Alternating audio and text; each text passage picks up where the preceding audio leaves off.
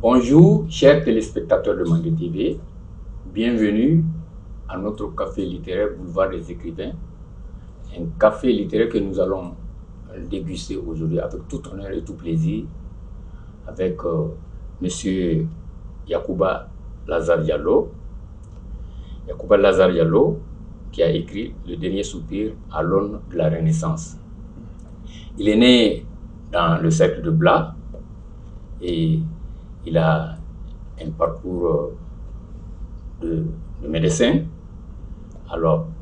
mais qui est devenu finalement écrivain.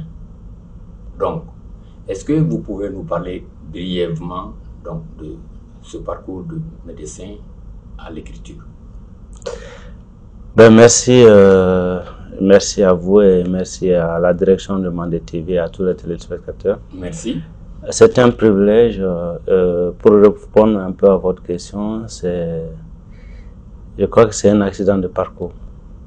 Parce que le médecin, le quotidien, c'est voir les patients, analyser, interpréter, aider.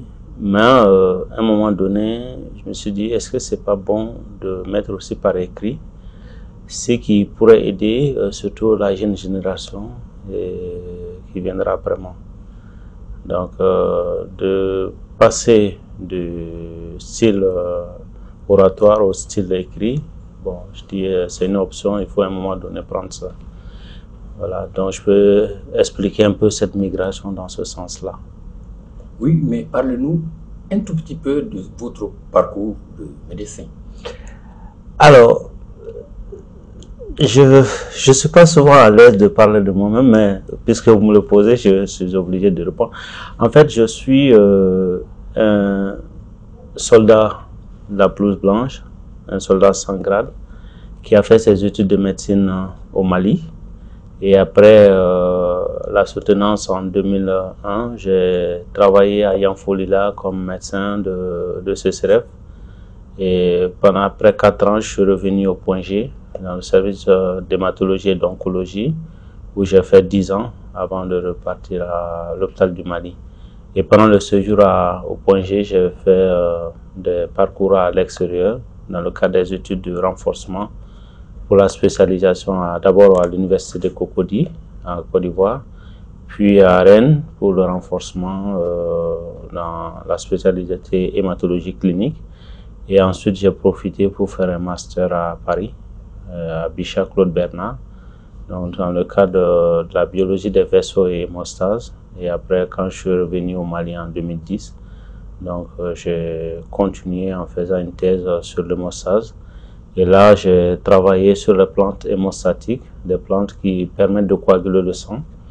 Et là, j'ai essayé de voir dans le terroir quelles sont les pratiques, les plantes qui sont utilisées pour traiter les maladies qui font saigner, que ce soit les blessures, que ce soit les saignements importants pour les menstruations, ce qu'on appelle les métrorragies, ou les saignements du nez qu'on appelle les épistaxis. Et à la suite de ça, voilà, j'ai fait ma thèse. J'ai soutenu ma thèse en 2021, donc à la FST. Donc voilà brièvement le soldat sans grade, sans valeur. Alors, M. Yacouba Lazare Diallo, oui. Mandé TV vous remercie d'avoir accepté son invitation. Merci. Son invitation, dont le sujet, le menu principal est aujourd'hui le livre que vous avez écrit, Le dernier soupir à l'aune de la Renaissance. Oui. Avec un sous-titre, Modeste contribution d'un soldat de la blouse blanche à la construction du Malikoura. Exact. Expliquez-nous quelque peu ce titre-là. Alors, ce titre, je vais d'abord des deux extrêmes. Parce que le dernier soupir, c'est comme le désespoir. Et quand vous partez dans les structures hospitalières, vous voyez les médecins s'affairer autour d'un malade. C'est pour empêcher justement que ce dernier soupir n'arrive. Et quand ce dernier soupir arrive, le plus souvent, vous voyez tout le monde baisser les bras, que ce soit le corps médical, le personnel infirmier, tout le monde baisse les bras. Ça voudrait dire que c'est fini et voilà, il faut annoncer aux parents la mauvaise nouvelle. Mais la Renaissance, souvent, un départ, la fin est aussi souvent le début d'un nouveau départ. Et ce nouveau départ, c'est la renaissance. Et puisque nous sommes dans un pays qui, à peu près schématiquement, peut ressembler à un malade qu'on est en train de réanimer, donc le Mali Croix, je peux l'inscrire dans cette logique-là. Donc c'est un peu pour apporter un peu ma modeste contribution à partir des expériences du vécu pour essayer d'aider la population malienne et surtout ceux qui, comme moi peut-être, se sentent marginalisés, se sentent méprisés, inutiles, pour dire que non, ce n'est pas la fin, mais c'est le début d'un nouveau départ pour essayer de conjuguer les efforts et que chacun se considère comme cette brique indispensable à la construction de ce Mali Koura-là. Donc c'est un peu ça l'idée. Quelle est la trame exacte de votre livre? Alors, le sujet, je pars, comme je l'ai dit, d'un vécu. Je parle de cas d'un patient que nous avons pris en charge un 31 décembre 1999 au service d'accueil des urgences du CHU Gabriel Touré. Et la particularité de ce patient, de par sa posture, son apparence, son être même m'a beaucoup marqué et j'essaie de voir ce que ce patient m'a donné comme enseignement parce que jusqu'au dernier soupir, ce patient exprimait le désir de revivre encore. Donc ça voudrait dire que quelle que soit la gravité de la situation, il ne faut pas baisser les bras, il faut se nourrir d'espérance et continuer à se battre jusqu'au dernier soupir. Voilà. Et d'ailleurs, brosser un portrait plutôt de votre patient, comme on dit, de votre patient. Oui. Et au lieu de sombrer dans la dépression totale, oui. Donc vous a donné envie de sauver une vie. Absolument. Par tous les moyens. Oui.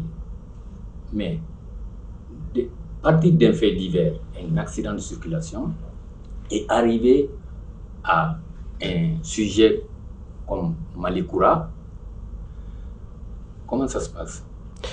Bah écoutez, c'est comme si vous donnez les ingrédients à plusieurs femmes et vous dites de préparer quelque chose, vous allez voir que chacun va faire différemment sa sauce. Hein, et en fonction de ses compétences, de ses prérequis, c'est un peu ce maillage qui peut expliquer cela.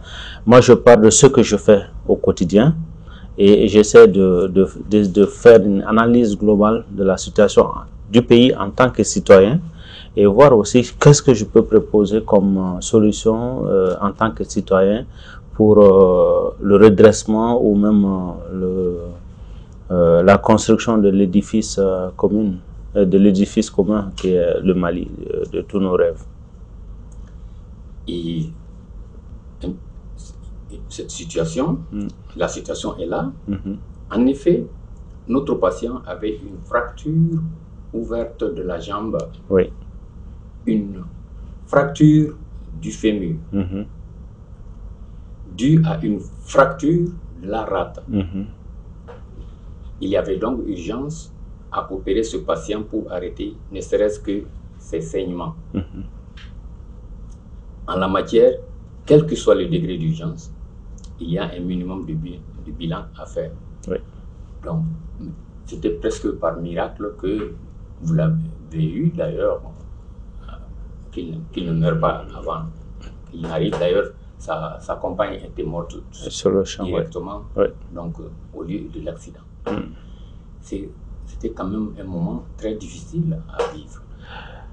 Absolument, surtout pour un jeune apprenant, parce qu'il faut rappeler que j'étais en train de terminer les études de médecine. Hein. C'était à la phase qu'on appelle l'internat, donc j'étais en train de faire ma thèse qui va consacrer la fin de mes études.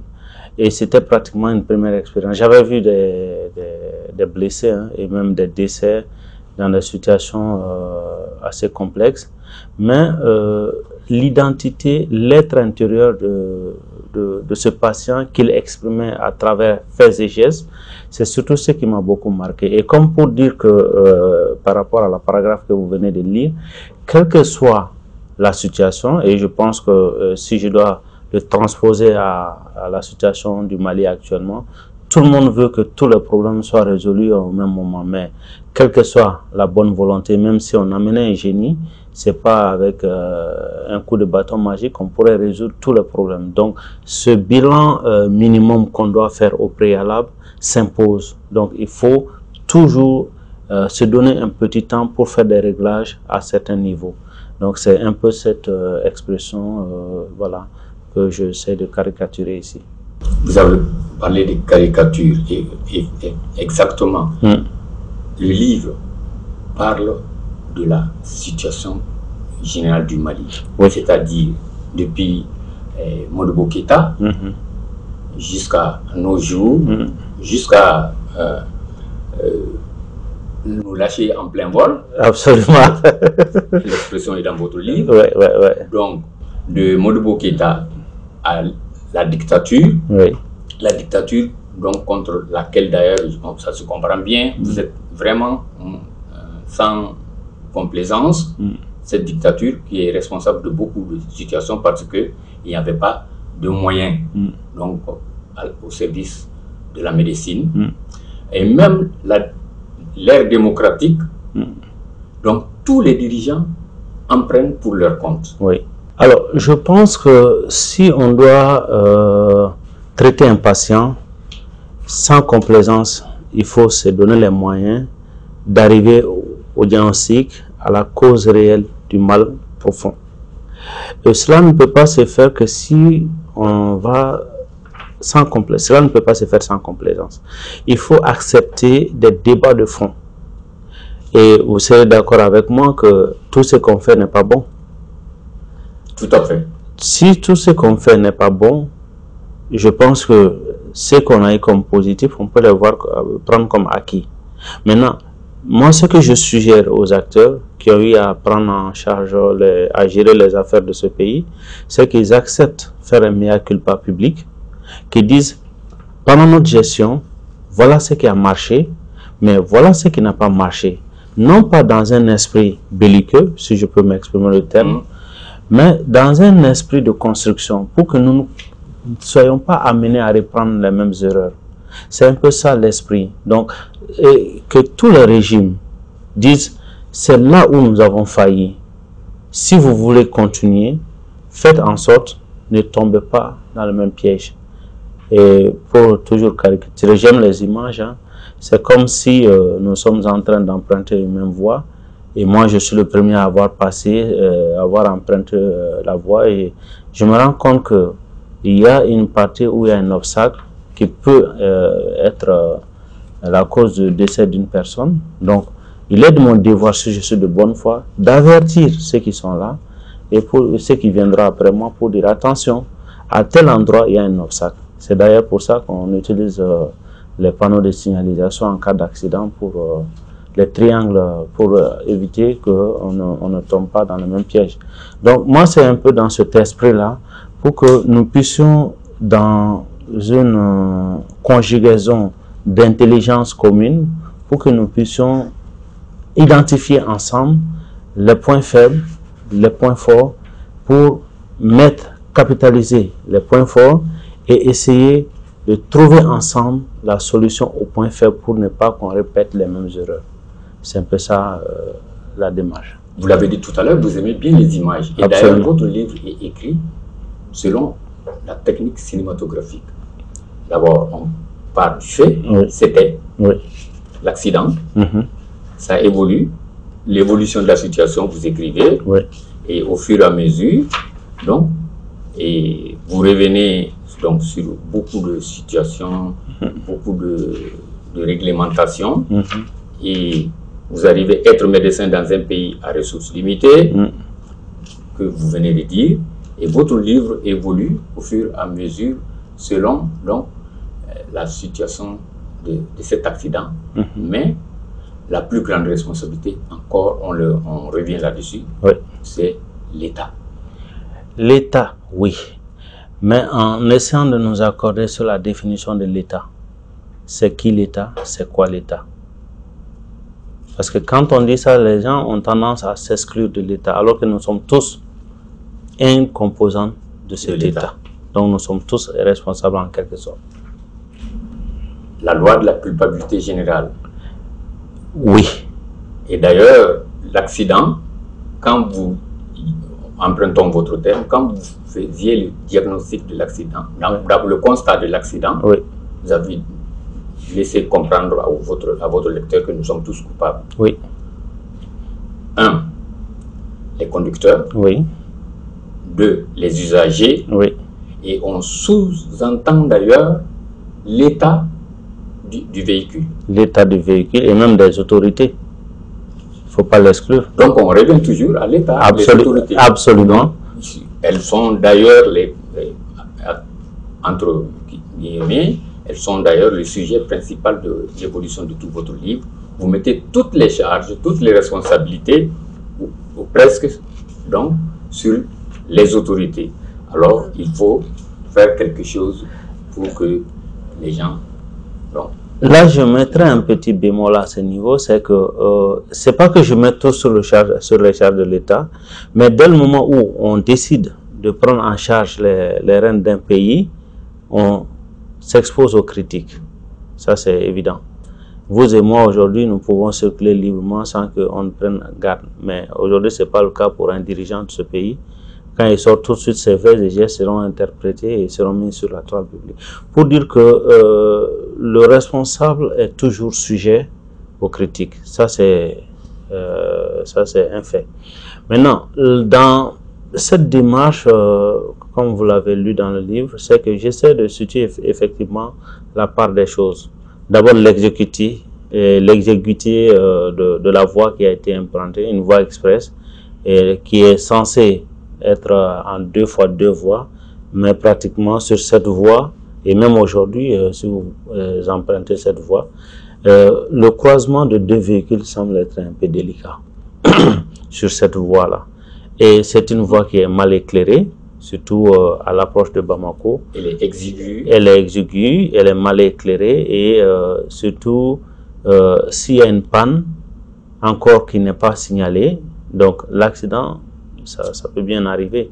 Et dans ce cas, aujourd'hui, vous essayez de transposer ça dans tous les secteurs, vous allez voir que il y a un manque quelque part. Soit les textes sont bien écrits, mais leur application pose toujours défaut. Ou vous avez bien des intentions qui sont là, mais c'est surtout la finalité qui pose problème. Donc sur ce côté, tout le monde a sa part de responsabilité en quelque sorte, que ce soit les usagers, que ce soit les propriétaires de véhicules, donc les utilisateurs de véhicules, mais surtout ceux qui expressément essaient de grignoter sur l'espace public, réduisant le cadre, sinon tout projet de développement de cet espace-là, donc de ces infrastructures. Vous venez de dire, on dit, l'enfer est pavé de bonnes intentions. Oui. Il ne suffit pas d'avoir l'intention, mais il faut poser des actes concrets pour construire un Malikoura. Oui. Alors, le Malikoura, c'est le sujet de votre livre à partir d'un accident de la circulation, vous en tant que médecin, mais aussi de formation catholique chrétienne. Oui. Et votre Malikoura, rêve ou réalité? Je voudrais d'abord préciser, je suis protestant, donc je suis chrétien protestant, pas catholique. Pour moi, le Malikoura sera une réalité d'abord si tous les Maliens s'inscrivent dans cette dynamique-là. Pour moi, sur le moment, nous sommes sur un projet qu'il faut mourir, un projet qu'il faut concevoir ensemble et ensemble conjuguer les efforts pour que ça soit une réalité. Et là, vous me permettrez d'essayer de définir un peu la sémantique. Allez-y. Le Malikoura, si nous disons le Malikoura, c'est quoi? Malikoura, je pense que le problème c'est d'abord là, il faut qu'on puisse définir c'est quoi le Malikoura. Moi, comme vous allez le lire dans le livre, pour moi, le Mali Kura, c'est ce Mali de tous nos rêves, où chacun pourra vivre tranquillement, tout en respectant les principes, les droits et les acquis de l'autre, sans pour autant piétiner ses droits et ses devoirs. Donc ça, c'est un peu moi, ma façon de voir le Mali Kura. Et d'ailleurs, vous l'écrivez dans votre livre. Donc, dans le temps, le Mali Kura, rêve ou réalité, le temps nous aidera à mieux voir clair. À y voir clair. Dans tous les cas, tant que l'on n'arrêtera pas de juger les gens, non sur ce qu'ils peuvent apporter comme valeur ajoutée dans la construction de la maison commune, mais sur la base de qui te recommande, d'où viens-tu, quelle est ta religion, quel est ton parti politique, etc. Le Mali Kura sera pire que le Mali Kura. Absolument. C'est une leçon de morale que vous dites. Donc, on peut le concevoir comme tel, mais je pense que c'est surtout une logique de raisonnement. Parce que dans un pays où, pour pouvoir accéder, pour pouvoir s'exprimer, faire valoir ses talents, il faut être connu par quelqu'un, être recommandé, je pense qu'il y a une défaillance à ce niveau. Il faudrait qu'on mette en place un mécanisme où nous pouvons chacun, en fonction, il y aura une compétition saine. Et cette compétition saine pourra permettre de découvrir les vrais talents. Et là, je voudrais saluer de passage un ancien Premier ministre qui avait fait une note verbale et qui, à mon avis, doit être mise à jour aujourd'hui pour accéder à certains postes de responsabilité. Tous les postes de responsabilité étaient ouverts à un concours. Et là, il faut qu'on arrive à ce niveau.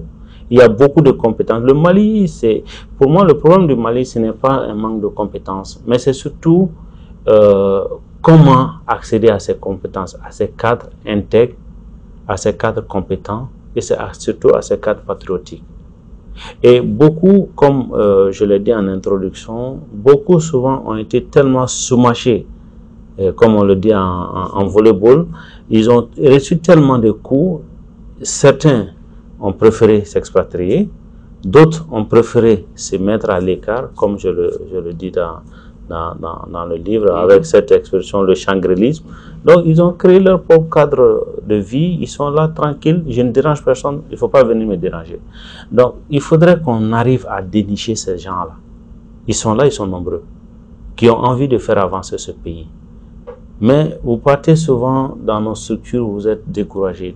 Ça, c'est dans tous les secteurs, que ce soit dans le secteur de la santé, que ce soit dans le secteur de l'administration, vous allez trouver toujours qu'il y a des cancres, vous m'excusez le terme, qui sont là, qui paralysent tout le système. Un dossier que vous devez traiter dans les 24 heures, vous allez trouver que le dossier traîne sur la table de certaines personnes, plus de 112 heures, même des semaines et des semaines. Et sur ce côté, alors que s'il y avait la compétence réelle, la compétence traiterait ce dossier en moins de 24 heures. Donc, ce sont des éléments qui doivent nous interpeller aujourd'hui. Et ce changement ne peut se faire que si tous les Maliens s'inscrivent dans une dynamique de faire changer les choses. Et d'ailleurs, je le dis, il faudrait que quand on me propose un poste, et je sais en âme et en conscience que je ne peux pas gérer le poste, et que je sais qu'il y a une autre compétence, pourquoi ne pas renoncer au poste et recommander celui qui peut bien gérer la chose? Voilà un peu les questions de mon point de vue qui doivent mériter d'être analysées. Nous vous comprenons tout à fait, mais vous mettez beaucoup, on revient là-dessus, vous mettez beaucoup la dictature en cause, mais c'est au moment de la dictature qu'on disait l'homme qu'il faut à la place qu'il faut. Oui. Cela ne suffit pas, donc il faut que ça soit suivi d'actes. En écrivant votre livre, l'accident s'est passé à la fin des années 90. 99. Oui, à la fin des années 90. Oui. 99. Et donc, au moment de l'écriture, il s'est passé quelque chose. Oui. Comment êtes-vous arrivé à ce projet-là? Comment a-t-il démarré tout d'un coup? Je pense que c'est un projet de longue haleine. Il faut peut-être revenir un peu à l'historique. Comme je l'ai dit, ce livre m'a marqué, ce cas m'a marqué, et c'est comme si c'était une prophétie pour moi pour dire attention, dans ta carrière sera un peu comme ça. Et une prémonition. Une prémonition en quelque sorte. Et quand les difficultés ont commencé à apparaître, il fallait trouver un moyen de se ressourcer. Par exemple, vous partez à l'étranger, vous souffrez pour étudier et vous êtes enthousiaste. Je reviens au pays pour mettre les petites connaissances que j'ai acquises au service de la population. Et vous arrivez sans que vous ne compreniez, voilà, c'est les flèches qui sortent de partout. Au point qu'on vous traite d'indésirable, de médiocre, et finalement, vous vous trouvez dans une situation où vous-même, vous ne parvenez plus à vous définir. Et dans cet état, pour ne pas tomber dans la dépression ou même dans la déviation, il faut trouver une source d'inspiration. Et c'est ce qui m'a amené à me mettre dans mon zone de confort et laisser ceux qui cherchaient à m'abattre continuer votre chemin, il n'y a pas de problème. Moi, je continue à faire autre chose. Vous ne voulez pas que je fasse ça, je fais autre chose. Et c'est en faisant cette autre chose, j'essaie de mettre sur écrit un peu. D'ailleurs, vous allez voir qu'il y a une petite partie où j'essaie de rapporter un peu le vécu. Et c'est une infime partie de ce que j'ai vécu. Hein. C'est surtout, comme je l'ai dit au début, c'est pas dans l'optique de rapporter qui je suis, mais d'aider ceux qui auront à traverser des chemins aussi similaires. Donc pour les encourager à ne pas baisser les bras, pour dire que même le dernier soupir n'est pas la fin. Redoublons toujours d'ardeur, renouvelons notre intelligence, renouvelons nos efforts pour pouvoir avancer et ne pas surtout sombrer pour être la volonté de ceux qui veulent que nous soyons mis hors du champ d'activité. Docteur Diallo, donc avant que les minutes ne nous prennent par la main, oui. Donc votre livre, il est écrit avec beaucoup de références bibliques, oui. Des références de la sagesse africaine et des références de la médecine. Oui. Comment vous êtes arrivé à condenser tout cela là à partir d'un fait divers et le mettre dans un livre? En fait, tout ce fait, c'est le docteur Diallo en quelque sorte. Le docteur Diallo n'est rien sans sa conviction religieuse, sans son identité de Malien, et il n'est rien aussi sans sa pratique médicale.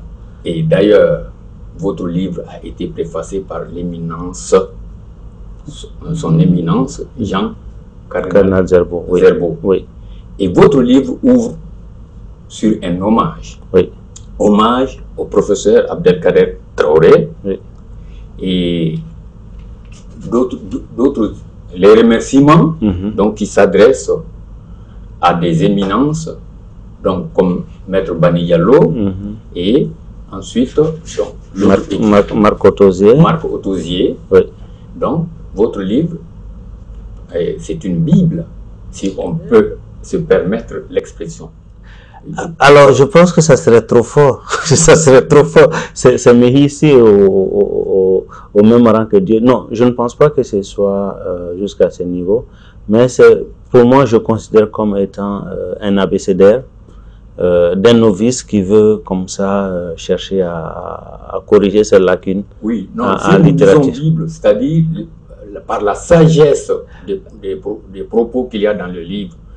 Par exemple, vous faites tout un passage clair et précis sur la paix. Oui.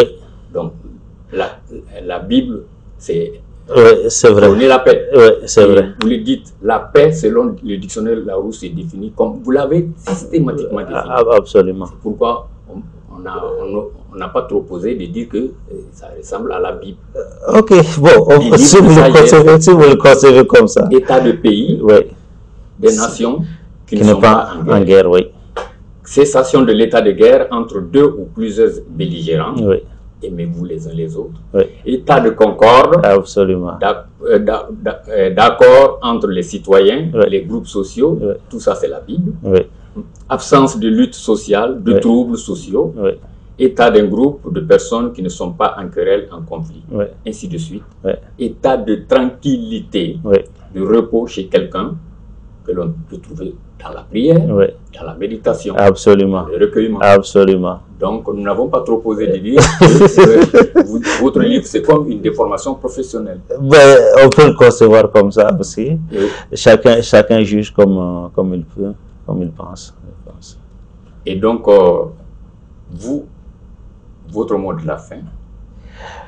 Ben, moi, je pense que, comme je l'ai dit au début, le Mali, c'est l'édifice commun. Et ce n'est pas parce que aujourd'hui vous ne faites pas, vous n'êtes pas la personne, le choix de certaines personnes qui, entre guillemets, sont à un niveau supérieur, qui peuvent décider de qui vous devez être, qui vous ne devez pas être, que cela doit vous amener à baisser les bras. Je voudrais encourager la jeunesse. Nos papas, ils ont fait ce qu'ils pouvaient faire. Aujourd'hui, le Mali, c'est nous. Il faudrait que nous nous investissions à léguer quelque chose de potable à ceux qui viendront après nous. Il y a eu des erreurs, ça c'est indéniable. Est-ce qu'il faut continuer à répéter les mêmes erreurs? Je ne suis pas sûr que ce soit la bonne note ou bien le bon choix d'une nation qui veut s'épanouir, qui veut se développer. Donc, l'on accepte aller à un dialogue franc, sincère, un dialogue sans a priori où chacun acceptera dire publiquement, voilà, c'est là où j'ai manqué quelque part, et si vous devez avancer, faites tout pour ne pas tomber dans la même erreur. Donc, pour dire que le soldat sans grade, sans valeur, rejeté de la société, peut aussi être utile pour construire l'édifice de nos rêves. Merci. Merci. Docteur. Merci. Alors, tous nos remerciements et votre livre. Donc, Yacouba Lazare Diallo, Oui. Le dernier soupir à l'aune de la Renaissance, Oui. modeste contribution d'un soldat de la blouse blanche à la construction du Mali Koura, Oui. préfacé par son éminence Jean-Cardinal Zerbo, Oui. et a été publié aux éditions Edis. Edis. Oui. Donc disponible bien sûr dans les librairies. Oui. Et donc nous vous remercions vraiment Merci. de venir déguster ce café littéraire autour de votre livre. C'est moi qui vous remercie. C'est un privilège et un honneur. Chers téléspectateurs de Mandé TV, nous vous remercions d'avoir dégusté ce café littéraire en compagnie de M. Yacouba Lazare Diallo et nous vous donnons un autre rendez-vous sur ce même plateau. Merci. Merci.